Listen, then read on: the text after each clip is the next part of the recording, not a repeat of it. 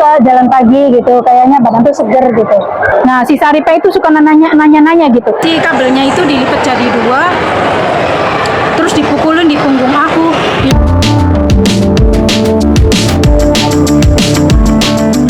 Halo teman-teman, assalamualaikum. Jumpa lagi dengan Arsi Channel. Ini aku lagi ada di Jembatan Mongkok ya teman-teman. Karena di kamar bete ya. Habis nonton video, terus tiduran, makan, nonton lagi sama bocil-bocil dua itu bete juga. Ini aku keluar tanpa tujuan, bukan untuk belanja juga karena emang kita masih punya stok belanjaan. Ya jalan-jalan aja ya teman-teman. Siapa tahu dapat inspirasi. Sekalian hitung-hitung ngajak teman-teman onlineku untuk jalan-jalan menikmati megahnya kota Hong Kong. Oke, ikuti terus. Kalau hari biasa segini ramenya ya teman-teman. Kalau hari Minggu teman-teman mungkin udah tahu semua jembatan ini full oleh teman-teman kita yang berjualan, yang sekedar duduk-duduk di jembatan ini. Hari biasa aja segini ramenya.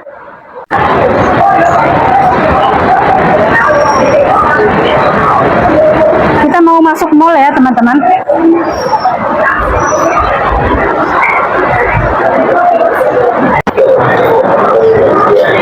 Sudah sampai di Mokomo.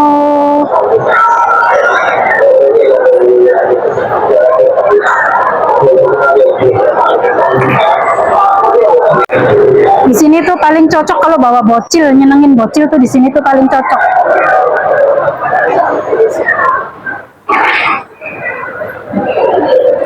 Kita naik ke atas aja ya.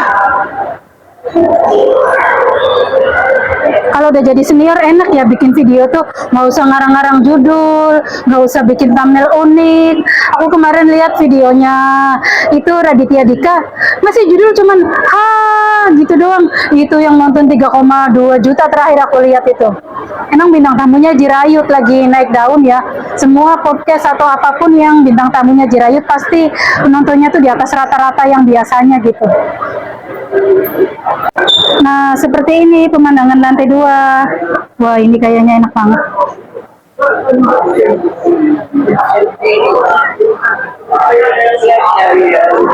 Ini Mongkok Mall.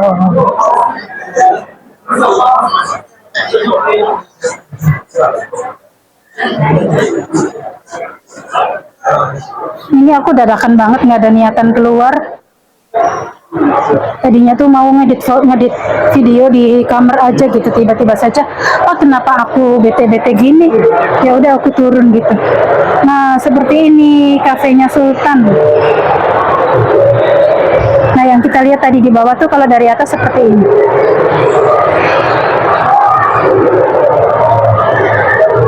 Nah, yang paling bagusnya di sini tuh begini. Bagus banget. Tapi ini selalu ada orang duduk. Di sini tuh nggak pernah aku tuh kebagian tempat duduk. Selalu ada yang duduk.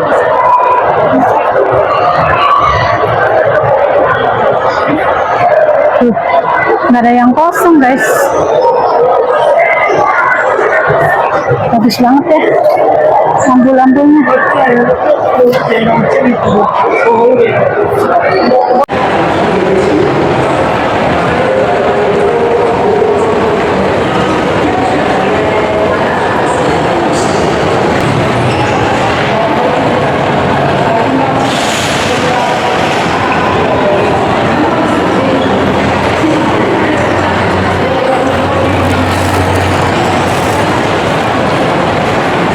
Siaran langsung, mereka lagi pada nobarnya tuh di mall.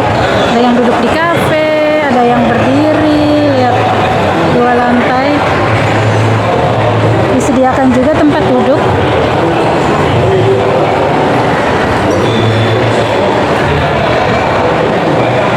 Ramai sekali ya.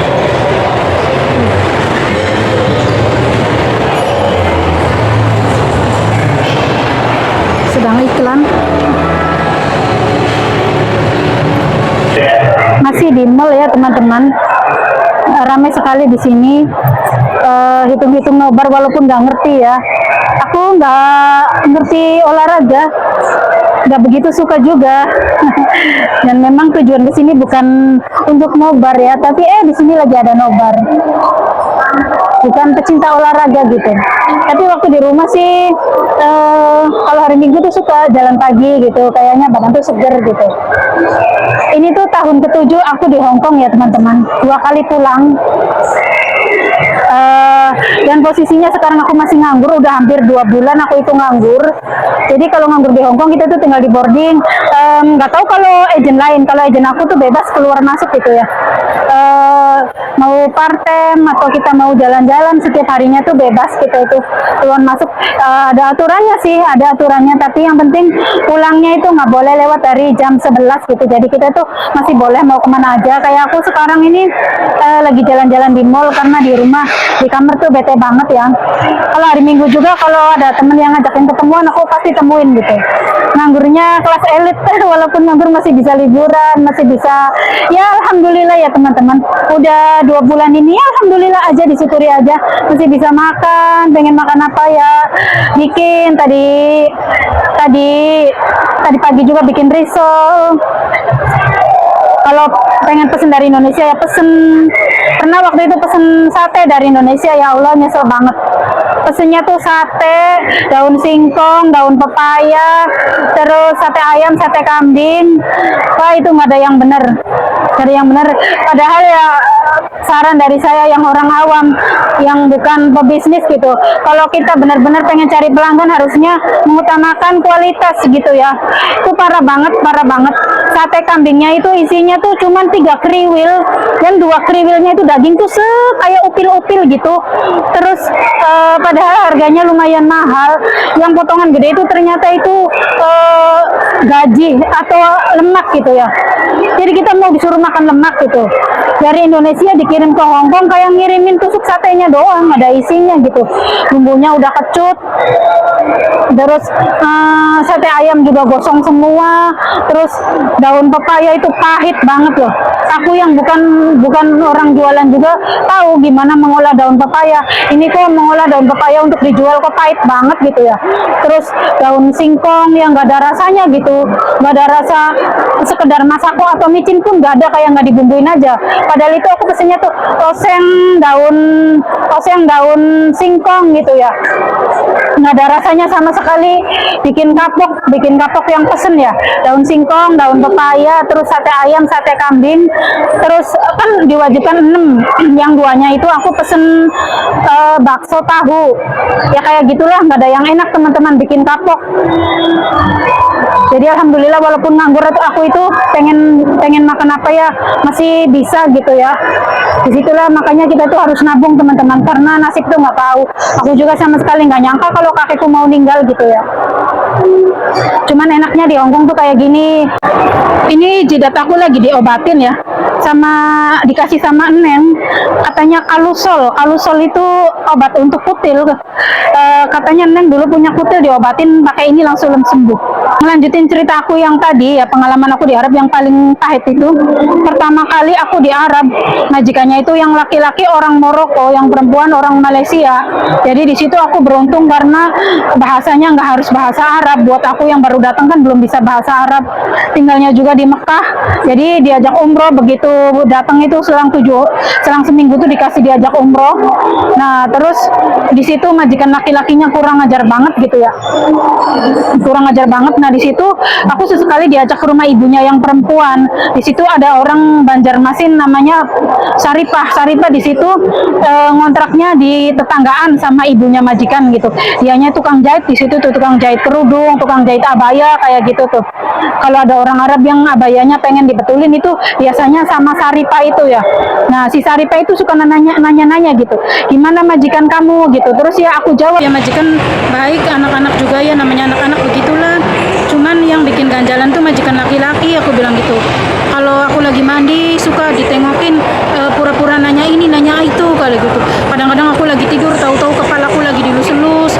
Ya pokoknya kayak gitulah. Ya belum keterlaluan sih sebenarnya, cuman kadang-kadang kalau aku lagi di dapur tahu-tahu dia dari belakang nyium aku gitu. Katanya di sini aku dianggap anak kayak gitu. Cuman aku waktu itu kan umurnya 16 tahun. Masa iya nganggap anak kok kayak gitu. Nah Mbak Saripah ini cerita sama majikan aku, entah ceritanya gimana, jadi majikan perempuan tuh kadang-kadang suka nyemberutin aku gitu. Ya dikiranya tuh aku tuh mau sama majikan laki-laki, jadi majikan perempuan gitu. Sampai parahnya itu bibir aku digigit sama majikan laki-laki, dia kayak orang gemes gitu.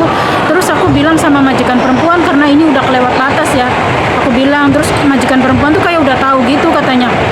Saripa sering cerita sama aku katanya, kamu kenapa baru cerita sekarang katanya gitu, kalau kamu memang gak mau sama suamiku harusnya cerita dari kemarin-kemarin, kata dia gitu. Nah terus ya aku minta maaf, aku namanya juga anak-anak ya, aku masih takut gimana ngomongnya gitu. Nah terus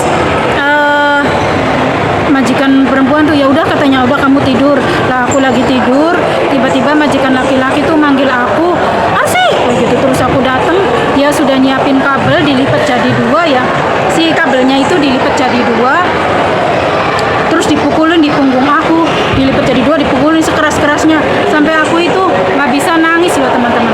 Nangis itu nggak bisa nangis, nggak bisa teriak. Aku langsung shock, kaget gitu, kayak trauma gitu ya. Terus aku langsung masuk kamar, aku bengong aja kesalahan aku apa. Terus mereka berantem ya, terus selang ya gitu setiap hari ribut-ribut gitu. Terus selang seminggu aku dipulangin, tapi dipulangin itu aku digaji bener-bener ya, digaji bener-bener. Terus ya dipulangin itu, dikasih hadiah, dibeliin air jam-jam 1 ember. Terus ya udah akhirnya aku dipulangin. Sampai aku pulang itu bekas kabelnya itu masih ada, belum hilang gitu loh teman-teman. Itu trauma terberat aku kerja di Arab itu. Makanya ya semoga anak cucuku nggak sampai nemuin hal yang seperti itu ya, cukup di aku aja. Makanya aku kalau anakku mau ke luar negeri kayaknya aku nggak bakalan izinin. Cukup aku aja yang merasakan kerasnya hidup di luar negeri itu ya. Baiklah teman-teman, mungkin videonya saya cukupkan sampai di sini dulu ya. Terima kasih buat yang selalu menyimak. Sampai jumpa di video selanjutnya. Bye bye. Assalamualaikum.